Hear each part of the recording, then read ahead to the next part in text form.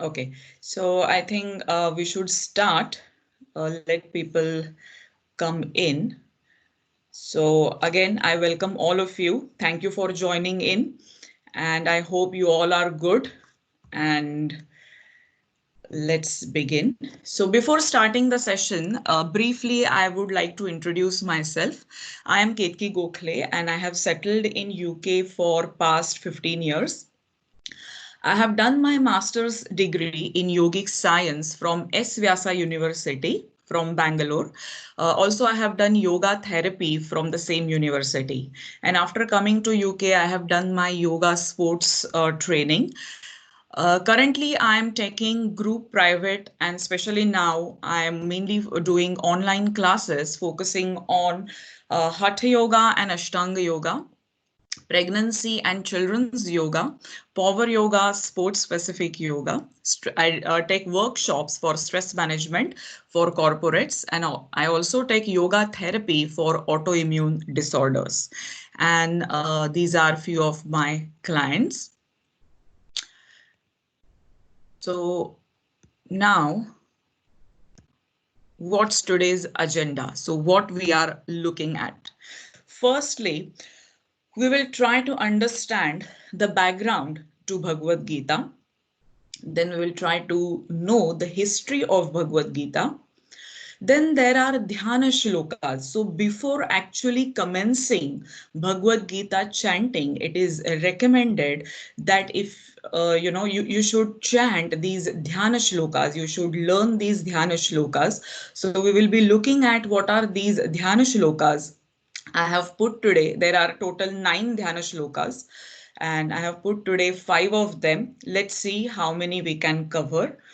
And at the end, we will be doing group practice together.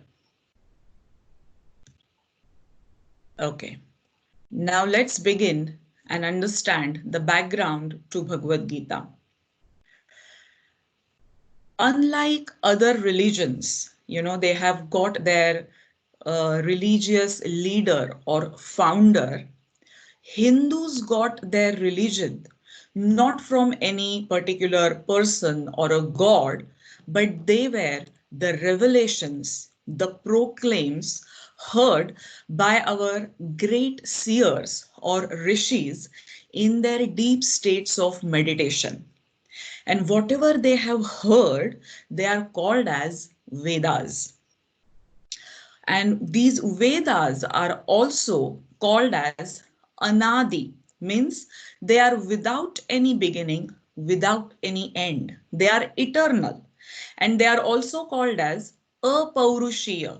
As I have said, Hinduism has not got any particular religious leader or a founder, and hence it is called as Apaurushia. Hinduism is also called as Sanatana Dharma, means eternal or universal, which is not limited to any particular religion, caste, creed. It is open to everyone. Whoever wants to know the highest knowledge, they can seek this path of Sanatana Dharma, and you can reach your final goal. So what these Vedas are talking about, or what is the main topic discussed in these Vedas, is the you have to reach the highest goal. What is the purpose of human life? The individual consciousness upliftment to the universal consciousness. So Vedas believe, or they proclaim, it's belief can be a wrong word, they proclaim that we are souls. We are just confined in this human life to our body, mind, and intellect. But initially, our true nature is the soul. And this soul is eternal, immortal. So what is our basic purpose of life, or the spiritual purpose of life, is to perfect this soul. And how you can perfect this soul? By breaking the bondage of this materialistic world, right? So these Vedas are Rig Veda, Yajur Veda, Samaveda, and Atharva Veda. As I have said, our great seers heard the revelations. So Rishi Agni heard the revelations of Rig Veda, or Agni Rishi is associated with Rig Veda. Vayu Rishi is associated with Samaveda. Aditi Rishi is associated with Yajurva Veda, and Angirasa Rishi is associated with Atharva Veda. So these rishis passed on this knowledge which is there in the Vedas in oral tradition, which is called as also Guru Shishya Parampara. So they were transferred to many other rishis like Vishwamitra, Vasishtha, Bharadwaj, and finally it is transmitted to Maharshi Vedavyas. Now, before going ahead, I would like to highlight, as I have written, Samhitas, Brahmanas, Aranyakas, and Upanishad. These are the four parts of Vedas, or we can say there was a time of Samhitas initially.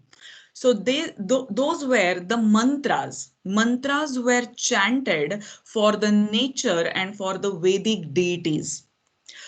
Brahmanas are mainly the priests who used to perform the Vedic rites and rituals. So they mainly know the process or the way the yajna is, how it is performed. So Samhitas and Brahmanas are categorized as Karma Kanda. So that was the time of Samhitas. Then from some Samhitas, it came to Brahmanas, where more emphasis was given on performing the rituals. And then the emphasis shifted to Aranyakas and Upanishads, which are called as Jnanakanda. So from actual performing the rituals, the emphasis went on more of intuitive or meditative thinking.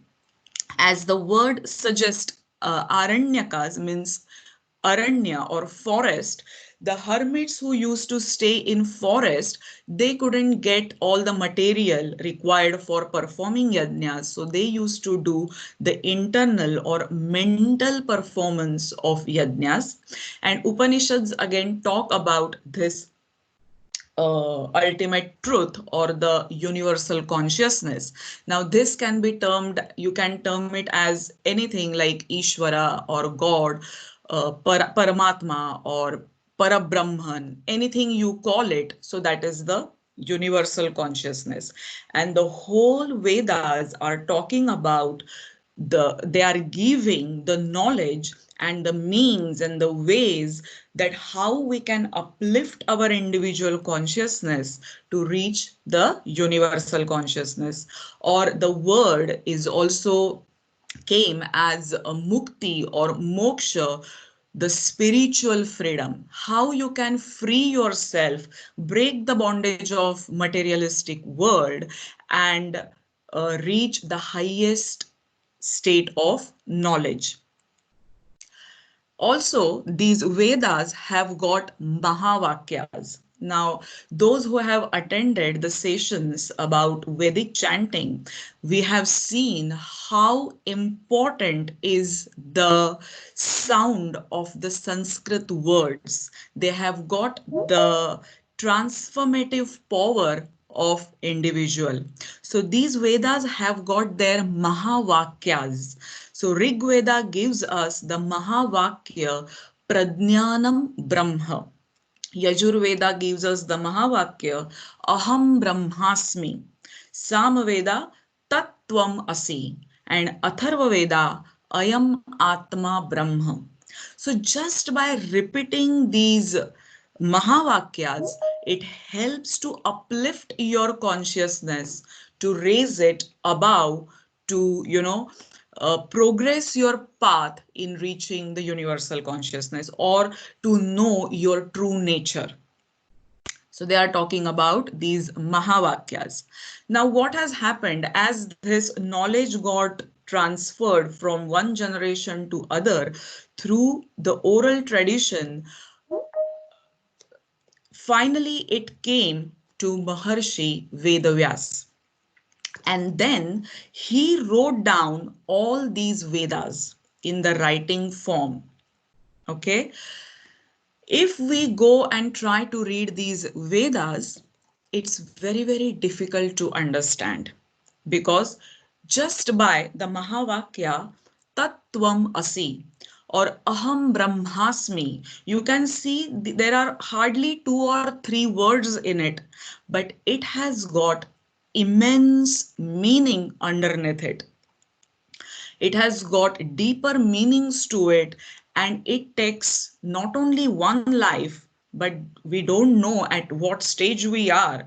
It might take many, many lives just to understand and actually experience. So this is all is experience. You can really experience these Mahavakyas. So it will take number of lives, or in this life itself you can achieve it. You never know. So it depends upon your efforts, your swadhyaya, and your progress. And also, as these Vedas gives us the spiritual knowledge, at the same time, Vedas gives us the Upavedas, which are like Artha Veda, which talks about the economic science.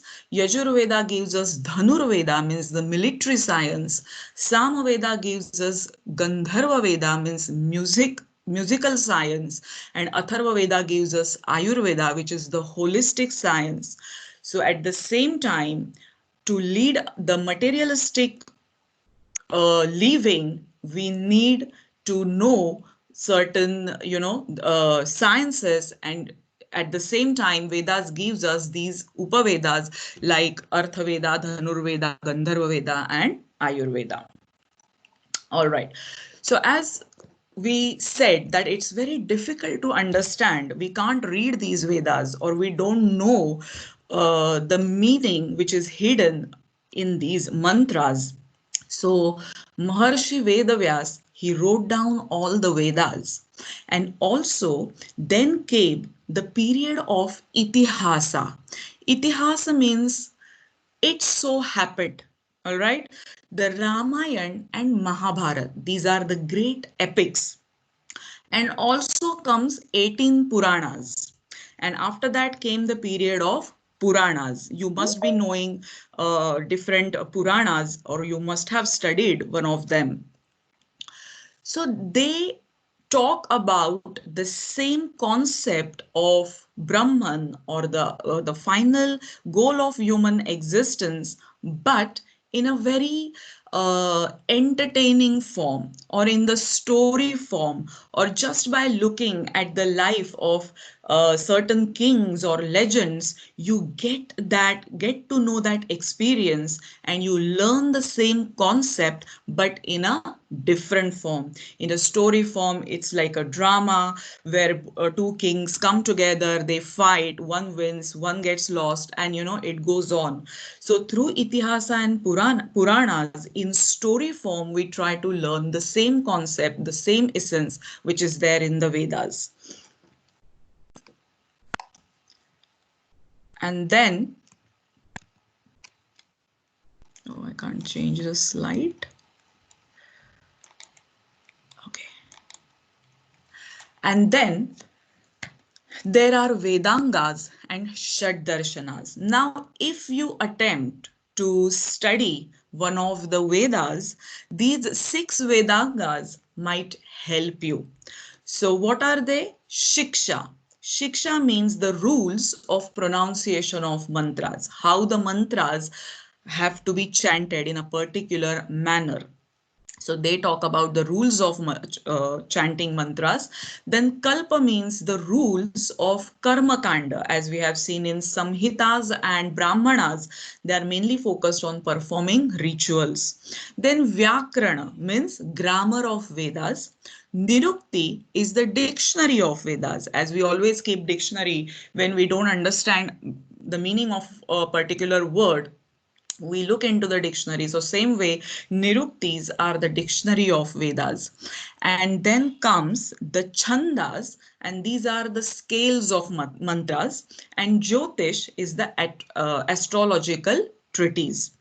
So by taking help of these six limbs of Vedas, maybe you can, try to understand what's written in Vedas. And also there are Shat Darshanas. So these are mainly the six schools of philosophy. And as you can see, again, there are six, but in the groups of two, they are generally studied. So Nyaya and Vaisheshika are studied together. The school of Nyaya is given by Maharshi Gautama, and it talks about the means of right knowledge, reasoning, and logic, the inference, the perception. So there are different means. You can, use those means and try to understand whatever is said in the Vedas. Basically, what I want to emphasize is here, Vedas are the authoritative source. If you want to know the right knowledge, the perfect knowledge, then you should seek Vedas, because they are the authoritative source of knowledge, perfect knowledge, without any defects, without any errors. Then comes the Vaisheshika, which is given by Maharshi Kanada, and that talks about the atomic view of the world. So darshana means what? The views, the perception. So everyone's, we all are, different in nature, maybe because of gunas, and that is a different story. But maybe my view is a particular view to look at the ultimate knowledge. Your view is a different view. From a different perspective, you're looking at the same, topic of Vedas. So Vaisheshika is talking about atomic view of the world. Then comes Sankhya and Yoga. So Maharshi Kapila gave the school of Sankhya, which talks about the spectrum of human existence. So tattvas and gunas, Purusha and Prakriti, the concept of all these are explained under the school of Sankhya, and through which again you can try to understand what's written in Vedas. And yoga gives basically the realm of experience through systematic progression. So yoga gives you the actual methods, the actual tools, the practical aspect. You practice it, and in this life, maybe you can reach your final goal. And it is given by Maharshi Patanjali. And the last two are Mimamsa, which is given by Maharshi Jaimini, and Vedanta, which is given by Maharshi Vedavyas. So here this Mimamsa is again refers to Purva Mimamsa, means again coming back to Samhitas and Brahmanas, the Karma Kanda part of Vedas. So they re-explain the original Vedas, or how to purify your soul in order to progress on the path of spirituality. And then comes the Vedanta, which is also called as Uttara Mimamsa, and that talks about the reflection of Brahman, which is based on Bhagavad Gita. I forgot to mention here, so in Itihasa, we believe that Bhagavad Gita is a part of great epic Mahabharata. In Bhagavad Gita, whatever the message is given, if you want to understand the meaning or the importance or the content of Bhagavad Gita, it should come with the right context. And Mahabharata was the perfect scenario where Pandavas and Kauravas are facing each other to commence a war. And at that time, Arjuna just gets into uh, the conflict, and he experiences the nervous breakdown, and at that time Lord Krishna explains him what he should be doing, what is your dharma, or what is you should be doing at this time. And that context is very, very important to understand Bhagavad Gita. Right. So, as we have seen, these are the Vedangas and Shad Darshan, the six schools of philosophy. These all try to help us to understand the concepts in Vedas. Correct? And then comes the Prasthanatrayi. So as we have seen, the Vedanta is talking about the reflection to Brahman based on Bhagavad Gita. So Vedanta gives us the three fundamental texts, and they are Upanishads, Bhagavad Gita, and Brahma Sutras. Uh, Now you can see here the Sutrakar Maharshi Vedavyas. So Lord Vishnu came as the incarnation of Maharshi Vedavyas, and for, these Vedas were never written, but then, all these rishis and maharshis tried to make it simpler, which can be understood by common people. Those who are intellectual scholars, they might understand it, but for the common people to understand, Maharshi Vedavyas has written the same concepts of Vedas into Upanishads, Bhagavad Gita, and Brahma Sutras in sutra form. Now, what is a sutra? It's like a thread. And if you can see the beads, interlaced into that thread, so the same thread carries the lot of ideas or the thoughts in it. So sutras are like packed with lot of ideas and thoughts. So he wrote the sutras, but again, it's very difficult to understand. So Lord Shiva took the incarnation of Adi Shankaracharya, and he was the Bhashyakar, means he wrote commentaries on these three texts, that is Upanishads. So Adi Shankaracharya, basically out of like more than 108 Upanishads, he gave us the 10 principal Upanishads. And what are they? Isha केन कठ प्रश्न मुंडक मांडुक्य तैतरी ऐतिरीयम च छांदोग्य बृहदारण्यकम दश. So these are the 10 Upanishads, and they are also called as Shruti Prasthana. Then comes the Bhagavad Gita with 700 verses, and it is called as uh, Smruti Prasthana. And Brahma Sutras, there are 555 Brahma Sutras, and they are called as, or Brahma Sutras are called as Nyaya Prasthana. So basically, Upanishads and Bhagavad Gita are the essence of Vedas. And while studying them, if you get any doubts or to put more light on it, you take help of Brahma Sutras, the Nyaya Prasthana, and again try to understand Upanishads and Bhagavad Gita. Now, what do you mean by Prasthana? Trai is three, so that gives three fundamental texts. Prasthana is exit. How you can exit this physical or the gross body with total awareness. Okay, so when you study, these scriptures, it gives you that immense knowledge, it gives you that strength, it gives you the tools and methods to learn. And this is basically come under, these three texts come under the Prasthanatrayi. So just, if you want to progress on this path, just select one of the Upanishad, start reading it. Take up Bhagavad Gita, start reading it. Even I will say, before studying the scriptures, the first step, or we can call it as a baby step, is chanting.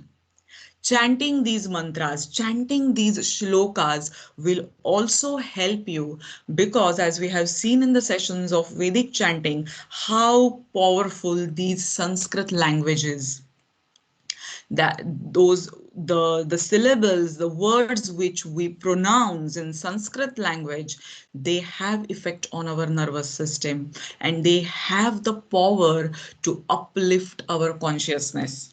So the first step, keep chanting, keep doing your chanting practice. That will, develop the curiosity in you to understand the meaning hidden behind these mantras and shlokas, and thus you can progress on this path of spirituality. And then comes the history of Bhagavad Gita. Okay, so in order to explain this, I will chant this shloka from Bhagavad Gita. Shri Bhagavanuvacha imam vivasvate yogam proktavanahamauvyayam vivasvan manave praha manurikshvakave Bravit. So, what is the meaning of this shloka? The Supreme Lord Shri Krishna said, I taught this eternal science of yoga to the sun god, and that is Vivaswan, who passed it on to Manu, that is the father of mankind, and Manu in turn instructed it to Ikshvaku. Lord was simply repeating the same thing again to Arjuna, which he taught the sun god Vivaswan. Sorry, I can't see uh, the writing, but around 120 million years ago. All right.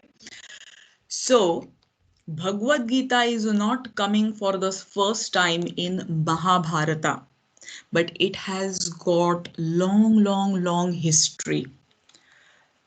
So what he is saying is, here Krishna is giving the history of Bhagavad Gita, stretching way back to the time when Krishna instructed the same Bhagavad Gita to Vivaswan, the sun god, at least 120 million years ago. I am not going in detail of chronology of all the scriptures and the history of Bhagavad Gita, because it just makes us more confused. But simply we'll try to understand this. In the beginning of Treta Yuga, the supreme science of Bhagavad Gita was delivered by the sun god Vivaswan to Vaivasvata Manu, the father of mankind, who gave it to his son King Ikshvaku, the ruler of the planet Earth. Vedavyasa, Maharshi Vedavyasa is also called as Krishna Dvaipayan. Vedavyas composed the authentic historical treatise known throughout as epic Mahabharata. The 18 chapters of Bhagavad Gita are found in the Bhishma Parva, chapters 25 to 42 of Mahabharata. And later on, Adi Shankaracharya has given the commentary on it, and that made it more popular. So Bhagavad Gita became popular after Adi Shankaracharya wrote commentaries on them. Okay, so this is basically the whole of background and history of Bhagavad Gita, which I tried to explain you to best of my capacity. And now we will be looking at what are the Dhyana Shlokas. Okay, Dhyana Shlokas are reverent prayers to the Lord Krishna to ward any obstacles during the pursuit of the Gita study, and form an invocation to Bhagavad Gita, which are written by Saint Shri Madhusudana Saraswati in his commentary in Gudhartha Dipika. Now, there are total 9 Gita Dhyana Shlokas. They offer salutations to a variety of sacred scriptures. Now we have seen Hinduism is not talking about any one scripture, but there are lot of scriptures, figures, maybe from Puranas and Itihasas, Ramayana and Mahabharata, entities, and characterize the relationship of the Gita to the Upanishads. So many a times Gita, Bhagavad Gita is also called as Gitopanishad. It is considered as one of the Upanishads and affirm the power of divine assistance. Every line in each of these 9 shlokas flow with intellectual appeal, devotional inspiration, and respect for great epic Mahabharata, Bhagavad Gita, its author Vedavyas, and Lord Krishna himself, the Guru in Gita. Okay, so these are the importance of chanting dhyana shlokas even at the beginning of reciting Bhagavad Gita. And now we will be looking at, we have still got half an hour, so we are well in time. So we will be looking at the first 5 dhyana shlokas today. Now I will chant this dhyana shloka first and I will tell you the meaning of it.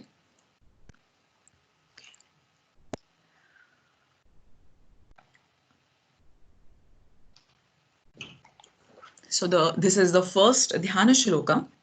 Now, as we have seen during learning Vedic mantras, they are again chanted with certain rules. Shlokas have got tune.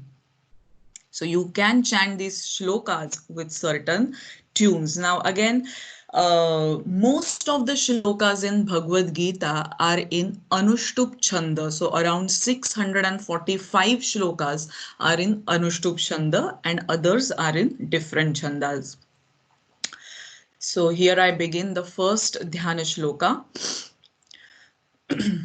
Om Parthaya Pratibodhitam Bhagavata Narayanena Swayam Vyasena Grathitam Puranamuninam Madhye Mahabharatam Advaitamrutavarshiniam Bhagavatim Ashtadashadhyayinim Ambatvamanusandadhami Bhagavad Gite Bhavadveshinim. So this is the first dhyana shloka. So what is the meaning of it? That which was taught to Arjuna by Lord Narayana himself, truth which is the time tested and exists from the time immemorial and therefore devoid of any defects. So whatever the truth the Vedas are talking about, they are without any defects, which was written by the most experienced sage Vyasa, who is the incarnation of Lord Narayana himself in the middle of Mahabharata, O mother called Bhagavad Gita, which has 18 chapters, who showers the nectar of Advaita. What Advaita means? That ultimate truth which cannot be many but just one, that is Advaita. I meditate on you who destroys all the obstacles before I begin the study. All right. So now just I want to ask you, shall I go through all the 5 shlokas first and then we will come back and chant one by one? Is that okay with you?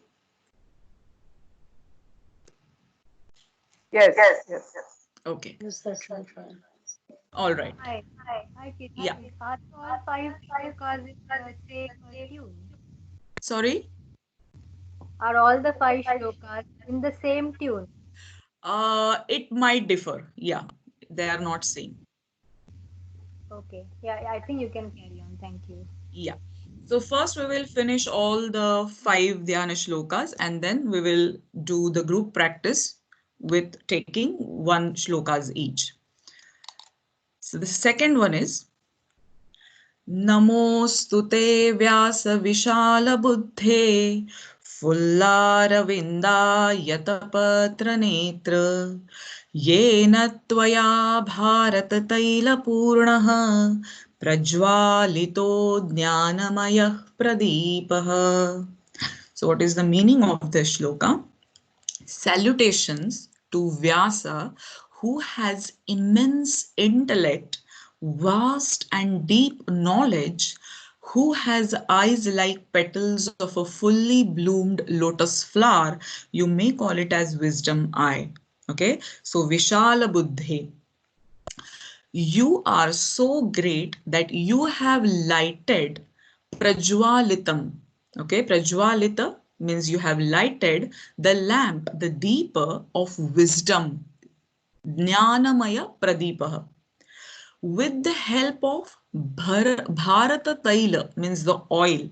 With the help of the stories in Bharatam, you have lighted the lamp of wisdom.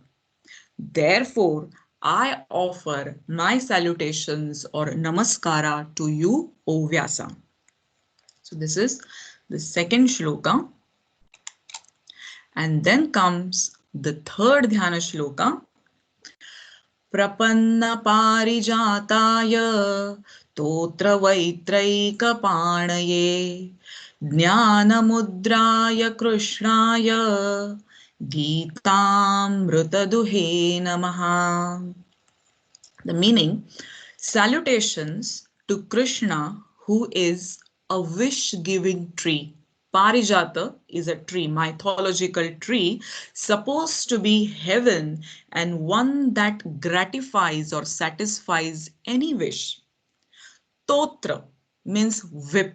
In Mahabharata war, Krishna was the charioteer for Arjuna, holding the whip to drive the chariot. Totra Vetram means the handle of the whip, and Ekapanaya means one hand. He is holding that whip in his one hand. The one who holds a whip in one hand, with the other hand, he shows the chin mudra. You know how to do chin mudra? This is the way you do chin mudra. And that is a symbolic representation of the philosophical teaching of Gita and Upanishads. It indicates the Jivatma and Paramatma Aikyam. So when you bend this index finger and join to the thumb, the Jivatma and Paramatma Aikyam, it represents. This is the objective of the spiritual sadhana. Krishna means one who attracts the devotees. Akarshati iti Krishna. He is the milker of the immortal nectar of the Bhagavad Gita. To such a beloved Lord, I offer my salutations. Okay, so we can actually go much deeper and deeper into the meanings. So much meaning is hidden in these dhyana shlokas. And then comes the fourth shloka. सर्वोपनिषदो गावो दोग्धा गोपालनन्दनः पार्थो वत्ससुधीर्भोक्ता दुग्धं गीतामृतं महत्. So the meaning of this shloka is Gita is not the philosophy of Krishna or Vyasa. It is the teaching that is contained in the Vedas. The Upanishad is the end portion of the Vedas and hence they are called as Vedanta. Gita is the essence of Upanishads or Vedanta. The author, to convey this, gives an analogy, an example. He compares Upanishads as cows and Krishna is the expert cowherd. He milks the Upanishadic cow or extracts the essence of Upanishad. if the cow needs to give the milk, the calf should be in the proximity, correct? So one of the meaning of Upanishad is when a student sits near his guru, huh, and learn the ultimate knowledge is called as Upanishad. So the Upanishadic cow is, sorry, to give the milk to Arjuna, who is symbolically the calf. So Upanishads are considered as cow. Okay. Arjuna is the milker. He is taking out the milk, and that milk is Bhagavad Gita.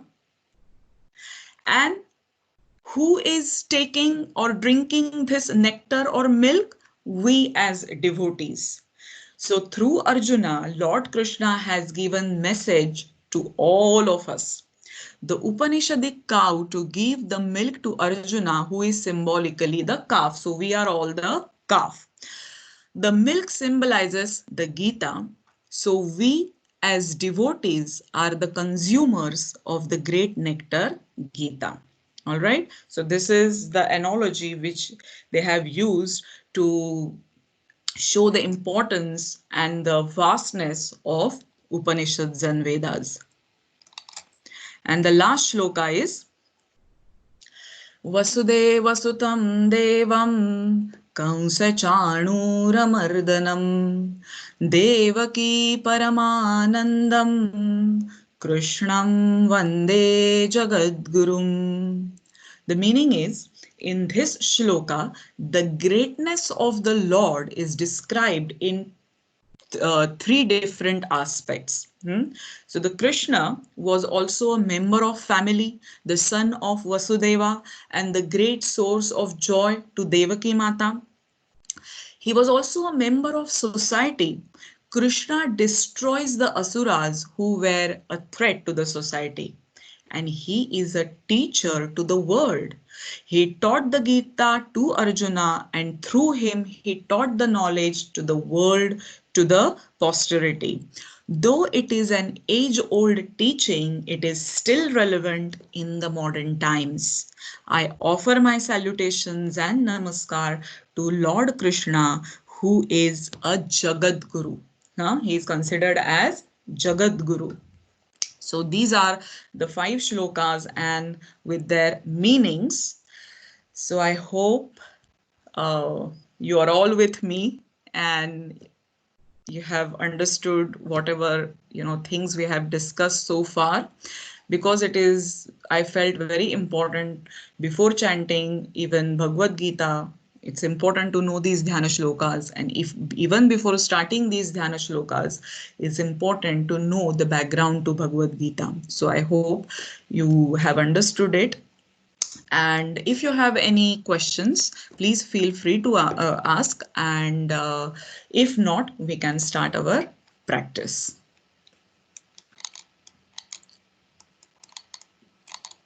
Oh, sorry.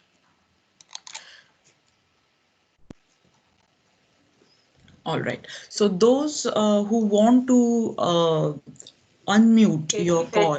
Yeah. I'm not able to see you. See me. Yeah, I can't see That's, your video. that's fine. But can you hear me and can you Yes. see the slides?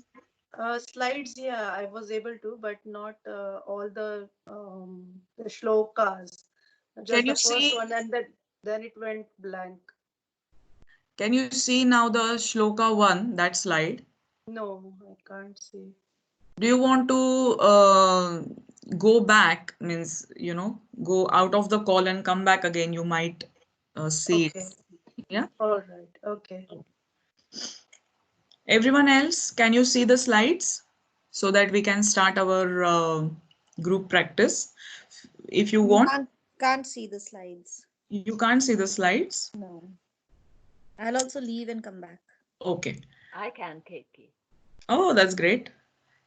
Wendy, can you see my video as well? I can actually do that because since the trial run on Thursday, I downloaded the MS Teams, and I think that's made the difference.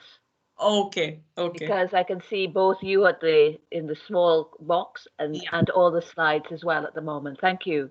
and Yeah, for great, that great. beautiful exposition so far. Oh, no, thank you. I've rejoined and I can now see the Great, slide. great, great. Yeah. Hi, Ketki. I'm Huh? over here. Hmm. Yeah, I'm also able to see the slide, but not you actually. That's fine. That's fine. It's important to, see the slides and whatever, at least you should be able to hear it. Okay. Yeah. Yeah? Okay. So now we will start with our first shloka. So it is chanted in this way. So you can now, I am going with few words of it. Some of you can unmute so that I can know where you're finishing after me. Hmm? So those who want to unmute, you can keep your calls on unmute so that I can hear you. All right, so let's begin. Om Parthaya. Sorry, first I will say the words, okay, and then repeat after me. So I will wait for you to chant. Om Parthaya Pratibodhitam. Om Parthaya Pratibodhitam Bhagavata Bhagavata Narayaणेन स्वयं Narayanena Swayam व्यासेन ग्रथिता Vyasena Vyasena Prathitam पुराणमुनिना Purana मध्ये महाभारतम् Madhye Mahabharatam अद्वैतामृतवर्षिणीम् Advaita भगवतीम् Bhagavatim अष्टादशाध्यायिनीम्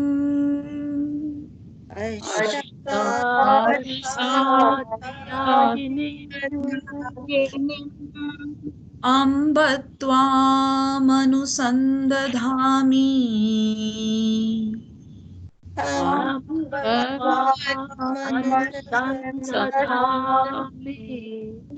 भगवद्गीते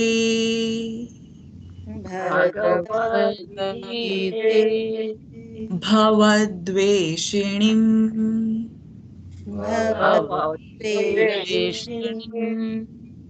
Okay. So, do you want to repeat it? One of you? Do you want to try or Yeah. No. whoever wants to try? Just tell me your name first. Parthaya Pratibodhitam Bhagavata Narayanena Swayam Vyasena Granthitam Grathitam. Okay. Granthitam Grathitam.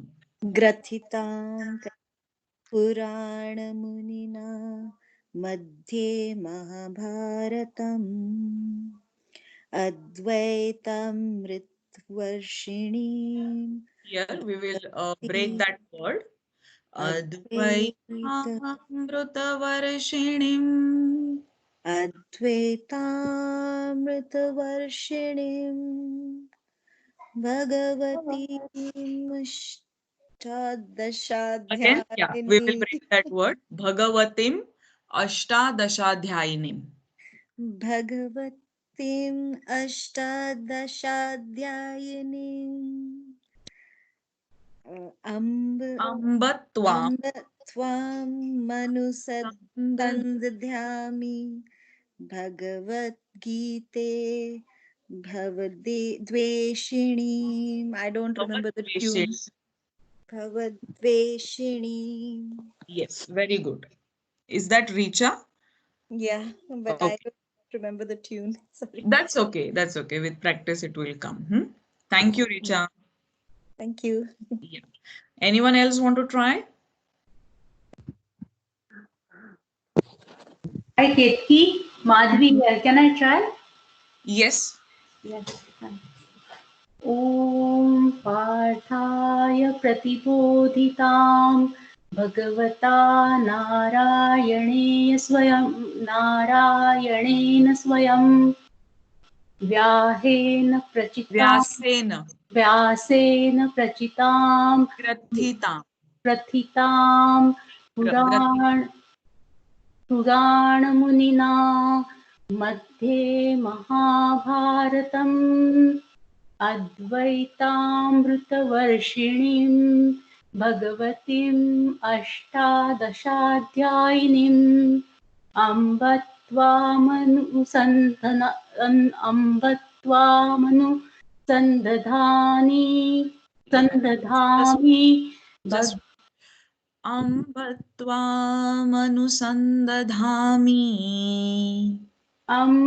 त्वामनुसन्दधामि भगवद्गीते भवद्वेषिणीम्.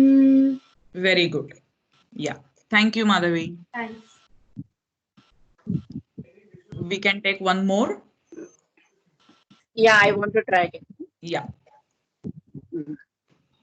ॐ पार्थाय प्रतिबोधितां भगवता नारायणेन स्वयं व्यासेन ग्रथितां पुराणमुनिना मध्ये महाभारतम् अद्वैतामृतवर्षिणीं भगवतीम् अष्टादशाध्यायिनीम् अम्ब त्वामनुसन्दधामि भगवद्गीते भवद्वेषिणीम्.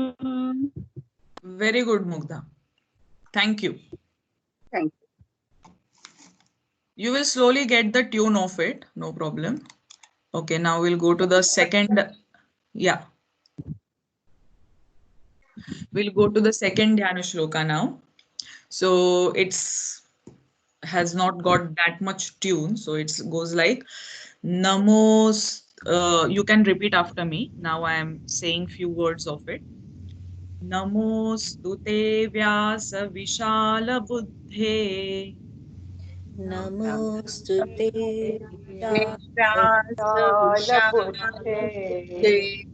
Fullaravindayatapatra Netra.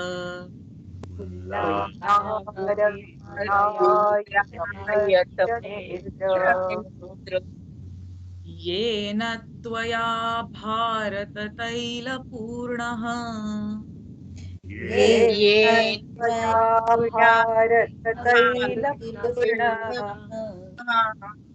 प्रज्वालितो ज्ञानमयः प्रदीपः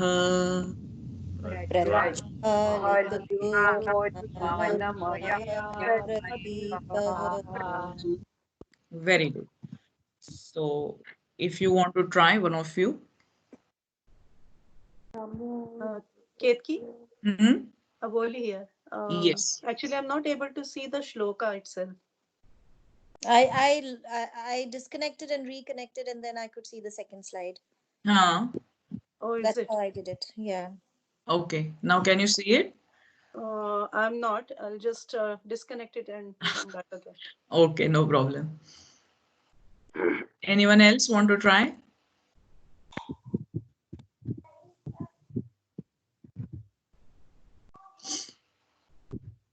Shall I try, Ketki? Yes. नमोस्तुते व्यासविशालबुद्धे पुल्लारविन्दायतपत्रनेत्र येन त्वया भारततैलपूर्णा प्रज्वालितो ज्ञानमयः प्रदीपः Very good. Very So just remember that there is also Visarga after Bharata Taila Purnah. Oh, yeah. Yes. येन त्वया भारततैलपूर्णः प्रज्वालितो ज्ञानमयः प्रदीपः. Okay? Yeah. Yeah, you have done well. Thank you. Anyone else?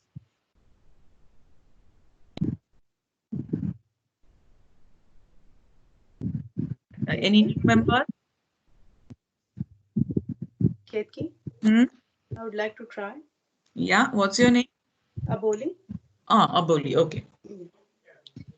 नमोऽस्तु ते व्यासविशालबुद्धे फुल्लारविन्दाय पत्रनेत्र Yata Patra Netra. यतपत्रनेत्र फुल्लारविन्दा यतपत्रनेत्र येन त्वया भारततैलपूर्णः प्रज्वालितो ज्ञानमयः प्रदीपः. Very good. Thank you, Aboli. Thank you. Okay, so anyone wants to try, or shall we move on to the third one?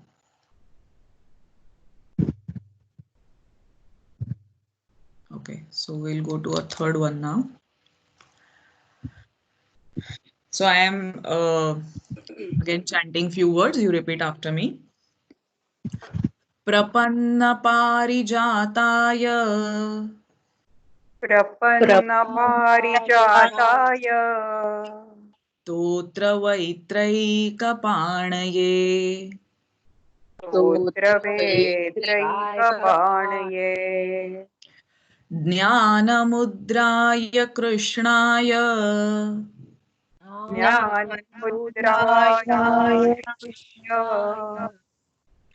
गीतामृतदुहे नमः. गीतामृते नमः. Okay, so maybe one of you can now practice.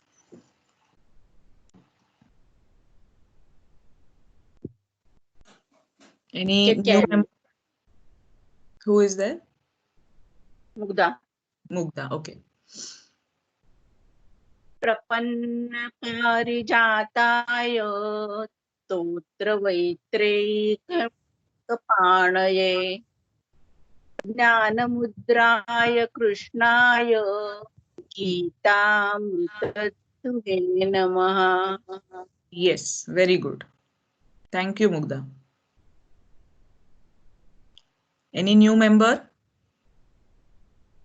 Yeah, I would like to. Yes, Kavita. प्रपन्नपारिजाताय स्तोत्रवैत्रैकपाणये ज्ञानमुद्राय कृष्णाय गीतामृतदुहे नमः. Very good, Kavita. Thank you. Can I try, Ketki? Yes. प्रपन्न पारिजाताय स्तोत्रवेत्रैकपाणये ज्ञानमुद्राय कृष्णाय गीतामृतदुहे नमः. Very good. Thank you. Thank you. Okay, so we will move on to the fourth one. Anyone wants to try the third one? Shall we move on? Yeah, we'll move on. Okay. Now, again, I will repeat. Means I will chant and repeat after me. सर्वोपनिषदो गावो सर्वोपनिषदो गावो दोग्धा गोपालनन्दनः दोग्धा गोपालनन्दनः पार्थो वत्ससुधीर्भोक्ता पार्थो वत्सः सुधीरभोक्ता दुग्धं गीतामृतं महत् दुग्धं गीतामृतं महत्. Very good.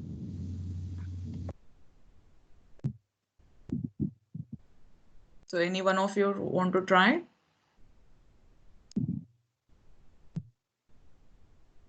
Yeah, I can.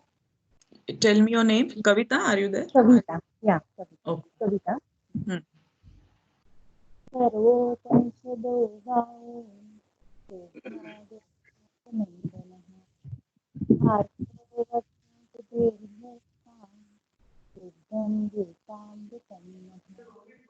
Very good, Kavita. Thank you. Thank Anyone? Hi, Ketki. Mm-hmm. Can I try? Prachi. Prachi. Okay. सर्वोपनिषदो गावो दुग्धा गोपालनन्दनः पार्थो वत्सः सुधीर्भोक्ता दुग्धं गीतामृतं महत्. Very good, Prachi. Thank you. Thank you. Okay. I anyone would wants like to try. Yeah. Aboli here. Uh-huh.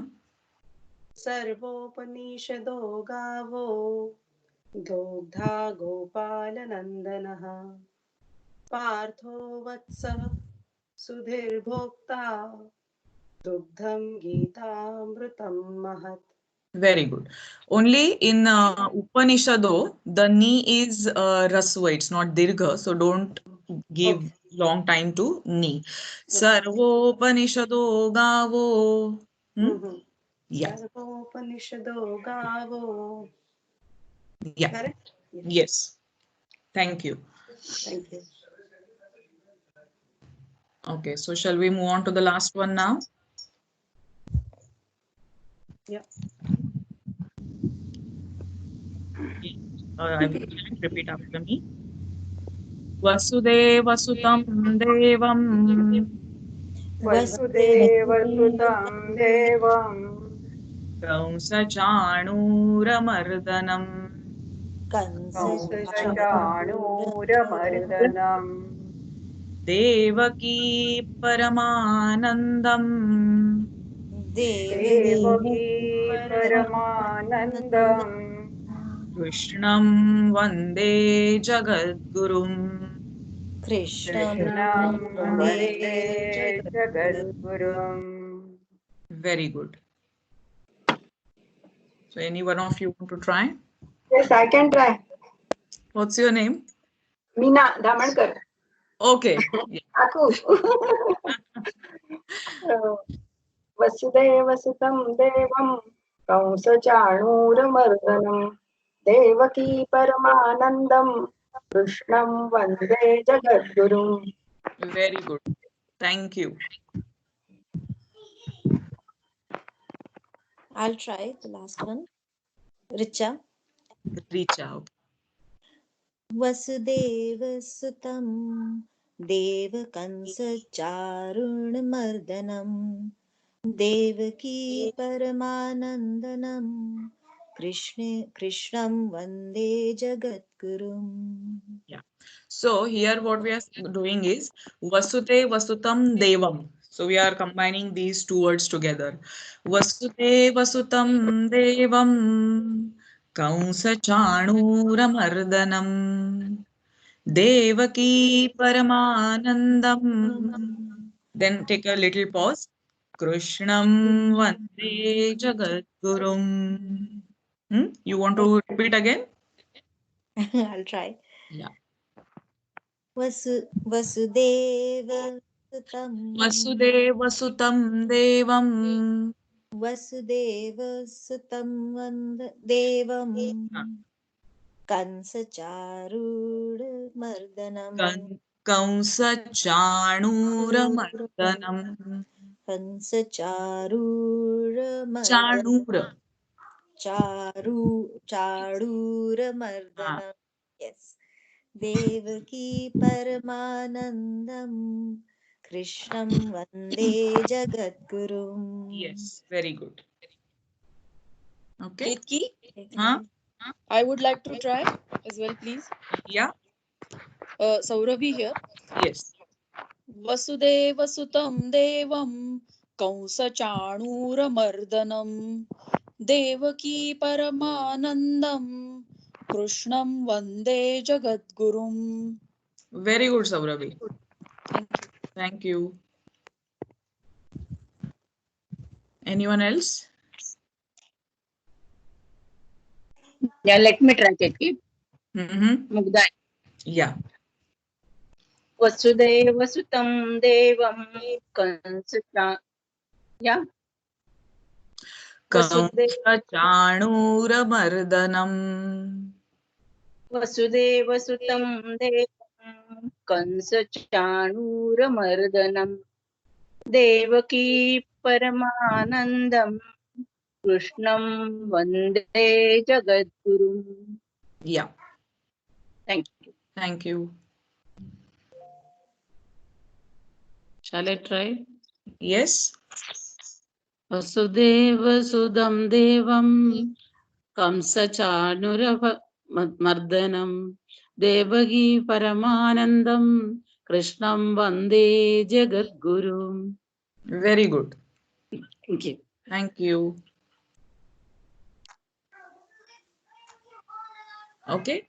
So, anyone wants to try last?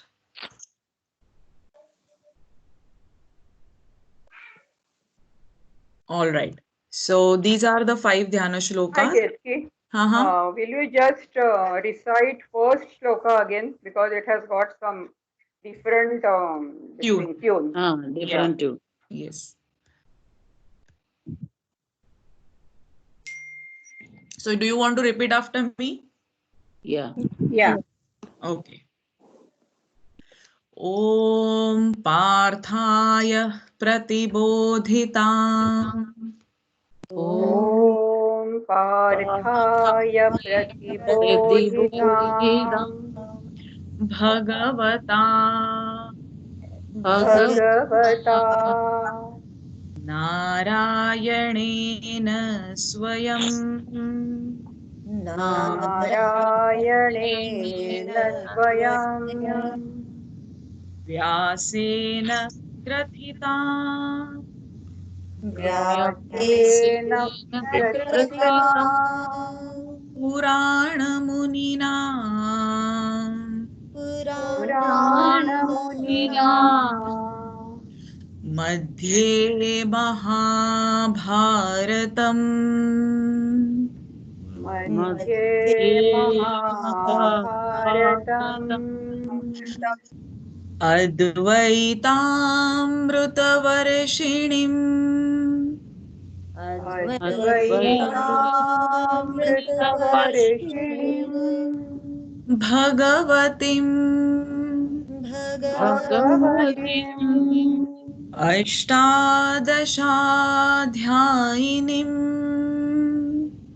Ashtadashadhyayinim Amba Tvamανusandadhami Amba Tvamανusandadhami Bhagavad Gite Bhagavad Gita Bhavadveshinim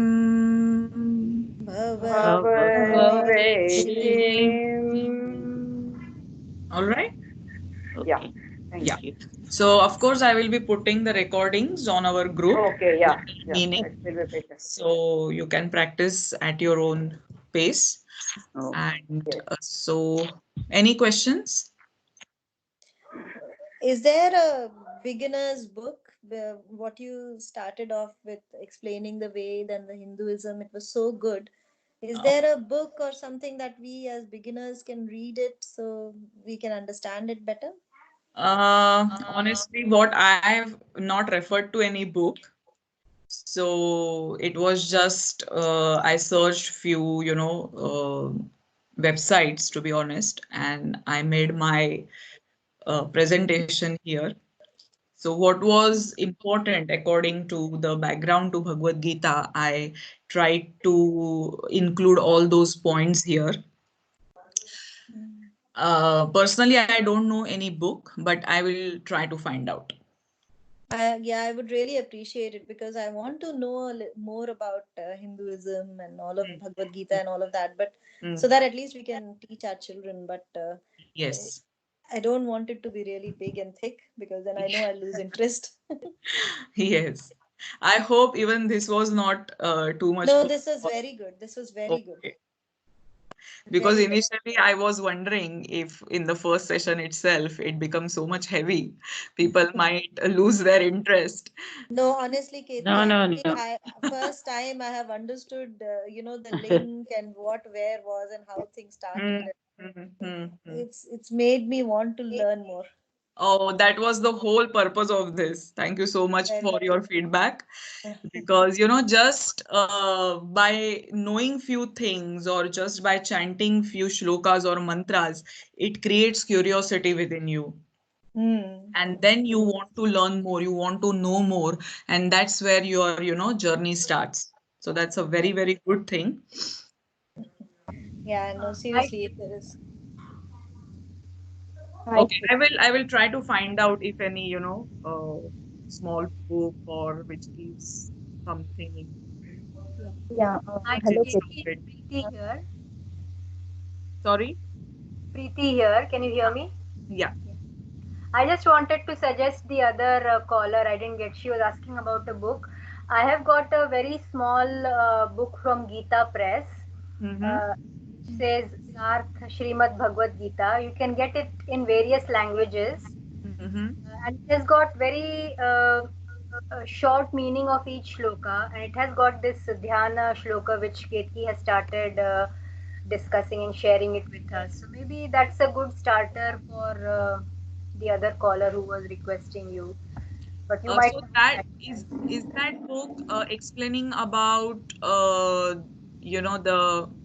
Hinduism topics covered in Hinduism?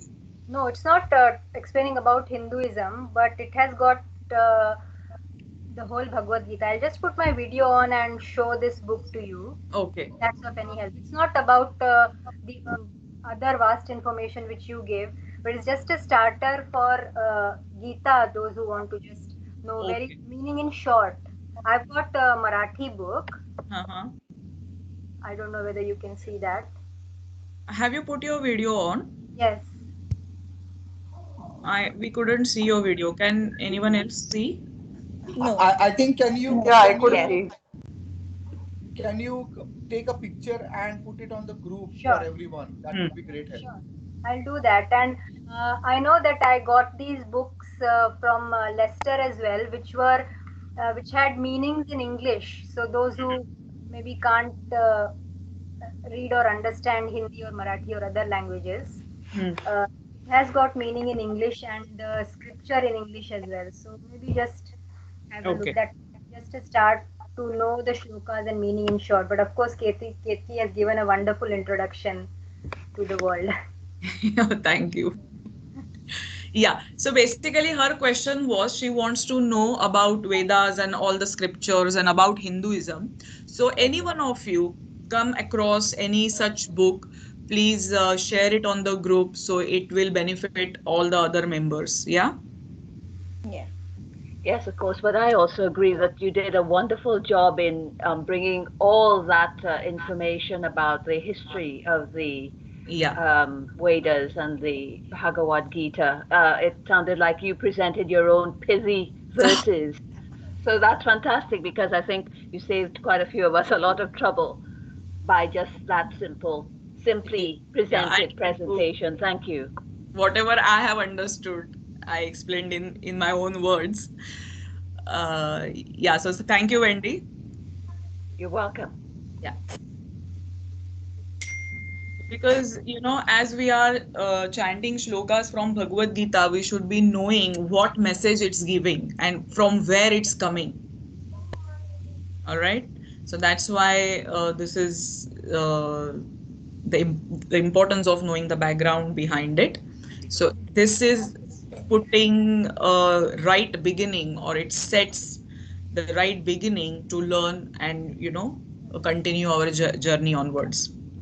So in the next session, we will be covering the remaining dhyana shlokas. And then from the following session, we'll be actually taking up few verses from Bhagavad Gita. As I have rightly said, we are not going to cover the entire Gita, all the 18 chapters. But what Vivekananda Kendra has done is, under the heading of Jnana Yoga, Karma Yoga, Bhakti Yoga, and Raja Yoga, they have selected verses from all the chapters of Gita. So whatever shlokas related to Raja Yoga or Karma Yoga or Bhakti Yoga, so they have categorized, they have compile them under those headings. So when we will learn those shlokas, we will also learn the 4 main ways to again reach the highest goal. So as we all are different, our nature is different. So one might feel, oh, okay, Bhakti Yoga is for me, or someone will feel, okay, Karma Yoga is for me. So these are the 4 ways. You first explore them and then decide which one path suits you better. But it's not that just you take up one path and you do your sadhana, but you should be knowing in totality, and that's why you should be knowing all the 4 paths and then take one as per your nature and your whatever your liking is. So this way we will be learning the 4 types of yogas and the path leading to the final goal. All right. So this is the main purpose of Bhagavad Gita chanting. All right. So I think if you don't have any questions, we will end the call, and I will put the recordings of 5 shlokas. Keep practicing them, and we will see you next week. Thank you. Yeah. Thank you. Thank you, Betty. Bye, everyone. Bye. Thank you. Thank you.